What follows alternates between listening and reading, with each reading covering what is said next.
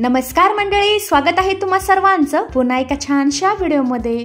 उपवास असो किंवा नसो, साबुदाणा वडा ही अनेकांची पहिली पसंती आहे। पण काही जण तर हा पदार्थ खायला मिळावा यासाठी उपवास करतात।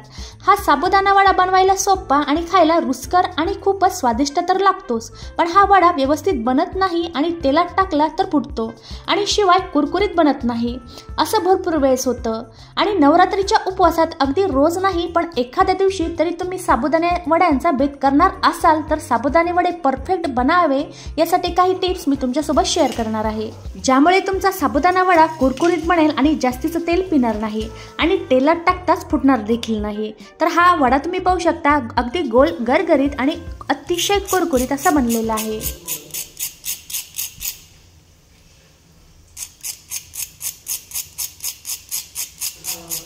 आता या साबुदाणा वड्याचा आवाज तर तुम्ही ऐकलाच असेल। बाहेरून खूपच कुरकुरीत आणि आतून मऊ लुसलुशीत अगदी पॉकेट सारखा असा तयार झालेला आहे आणि हे वडे अजिबात तेलकट झालेले नाहीत। चला खायला रुचकर आणि स्वादिष्ट असलेले हे कुरकुरीत साबुदाणे वडे कसे बनवायचे हे पाहूया।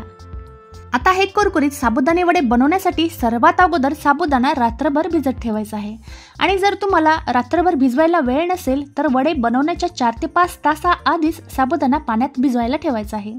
तर इथे हा साबुदाणा 4 ते 5 तासांअगोदरच मी भिजत ठेवलेला होता। तुम्ही साबुदाणा पाहू शकता, एकदम मोकळा असा भिजलेला आहे आणि कधीही साबुदाणा भिजत घालायच्या अगोदर हा साबुदाणा 2 ते 3 वेळेस स्वच्छ पाण्याने धुवून घ्यायचा आणि नंतर थोडंसं जास्तीचं पाणी घालून हा साबुदाणा 4 ते 5 तासांसाठी भिजत ठेवायचा आहे, किंवा तुम्ही जर रात्रभर जरी हा पाण्यामध्ये भिजत ठेवला तरीही चालेल। आता हा साबुदाणा एखाद्या मोठ्या भांड्यामध्ये वाटीच्या सहाय्याने मोजून मी ट्रान्सफर केलेला आहे। आता हे वडे रुचकर आणि स्वादिष्ट लागण्यासाठी यामध्ये आपल्याला काही साहित्य टाकायचं आहे। तर सर्वात अगोदर इथे मी अर्धा चमचा जिरे टाकलेले आहेत आणि नंतर सारख्याच चमच्याने इथे मी 1.5 चमचा साखर टाकलेली आहे आणि सोबतच 7 ते 8 हिरव्या मिरच्या आणि थोडंसं मीठ टाकून मी हे खलबत्त्यात कुटून घेतलेलं आहे। आता हे मिरचीचं वाटण तुम्ही मिक्सरला देखील करून घेऊ शकता, पण मी हे खलबत्त्यातच कुटून घेतलेलं आहे, कारण की जो वड्यांचा जो ओरिजिनल स्वाद आहे तो खलबत्त्यामध्ये कुटल्यामुळे मस्त असा येईल। आता यामध्ये आपल्याला अजून काही साहित्य टाकायचं आहे। आता मिरचीचं वाटण करताना मी थोडंसं मीठ घेतलेलं होतं आणि पुन्हा मी वरून थोडंसं मीठ घेतलेलं आहे। आता तुम्हाला पाहिजे तर तुम्ही इथे लिंबू देखील पिळून घेऊ शकता आणि सोबतच मिरेपूड देखील इथे ऍड करू शकता। आता इथे मी 2 मोठ्या आकाराचे बटाटे उकडून घेतलेले आहेत। आता काही वेळा अगोदरच हे बटाटे मी उकडून घेतलेले होते आणि हे तुम्ही खिसणीच्या सहाय्याने देखील खिसून घेऊ शकता, पण हे मी हातानेच इथे मॅश करत आहे। आता हे बटाटे उकडल्यानंतर ते चिकट राहणार नाहीत याची काळजी घ्यायची। बटाट्यांमध्ये पाणी असेल आणि त्याची जर साल काढून कुस्करले तर त्याला चिकटपणा येतो आणि वडे तेलात फुटतात। म्हणून काय करायचं आहे, बटाटे उकडल्यानंतर लगेचच हाताने मॅश न करता थोडा वेळ तसेच ठेवायचे, किंवा तुम्ही जर थोड्या वेळासाठी हे फ्रीजमध्ये देखील ठेवू शकता आणि त्यानंतर हे बटाटे यामध्ये मॅश करायचे आहेत। आता तुम्ही पाहू शकता हे मिश्रण मी एकजीव करत आहे आणि बटाटे हातानेच कुस्करून घेतलेले आहेत। आता अगोदरच यामध्ये मी शेंगदाणे टाकलेले नाहीत, कारण की यामध्ये थोडीशी जागा अपुरी होती आणि नंतर इथे मी पाऊण वाटी शेंगदाण्याचा कूट घेतलेला आहे। शेंगदाणे मस्त असे खरपूस रंगावर मस्त असे भाजून घेतल्यानंतर ते खलबत्त्यात जाडसर असे कुटून घेतलेले आहेत आणि नंतर हा शेंगदाण्याचा कूट यामध्ये टाकून दिलेला आहे। आता हा कूट देखील हातानेच यामध्ये पूर्ण एकजीव करून घ्यायचा। आता इथे मी 2 वाटी साबुदाण्यासाठी 2 मोठ्या आकाराचे बटाटे उकडून मॅश करून यामध्ये टाकलेले आहेत। आता साबुदाणा वड्यासाठी बटाट्याचं आणि साबुदाण्याचं प्रमाण देखील योग्य असायला हवं, तेव्हाच एकदम रुचकर, स्वादिष्ट आणि कुरकुरीत आपले वडे बनवून तयार होतात। तर तुम्ही पाहू शकता इथे आपलं हे वड्यासाठीचं मिश्रण तयार झालेलं आहे। आता मध्यम आकाराचा गोळा घेऊन त्याला चपटा आकार देऊन हे वडे तयार करून घ्यायचे। अगोदर त्याला गोलाकार शेप देऊन नंतर त्याला दोन्ही हाताने त्याला चपटा आकार द्यायचा। आता जास्त जाड आकाराचा देखील हा वडा बनवायचा नाही।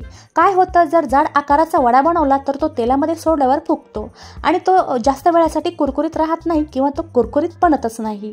त्यासाठी मध्यम आकाराचा गोळा घ्यायचा आणि मध्यम आकाराचा चपटा वडा बनवायचा, जेणेकरून हा वडा जास्त वेळ कुरकुरीत राहतो आणि तळायला देखील जास्त वेळ लागत नाही।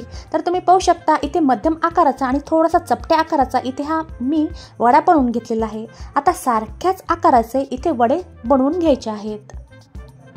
आता एकदाच हे वडे मी बनवून न घेता 4 ते 5 वडे सारख्याच आकाराचे अगोदर इथे मी बनवून घेतलेले आहेत। आता वडे बनवायच्या अगोदरच गॅसवर एका कढईमध्ये मी तेल गरम करण्यासाठी ठेवलेलं होतं। आता हे सर्व वडे एकदा बनवून न ठेवता वडे तळता तळताच हे वडे एकसारख्या आकाराचे मी तयार करून घेणार आहे। आता चला लगेचच आपण वडे तळून घेऊयात।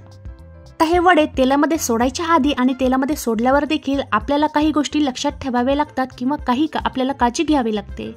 आता तेल जर पूर्ण तापलेलं नसेल तर ते वडे तेलामध्ये सोडायचे नाही। तेल जर मध्यम तापलेलं असेल तर तेव्हाच हे वडे तेलामध्ये सोडायचे आणि मस्तपैकी मध्यम आचेवर गोल्डन ब्राऊन रंगावर हे तळून घ्यायचे। आणि अजून एक गोष्ट लक्षात ठेवायची आहे, हे वडे तेलामध्ये सोडल्यावर लगेचच यांना हात लावायचा नाही।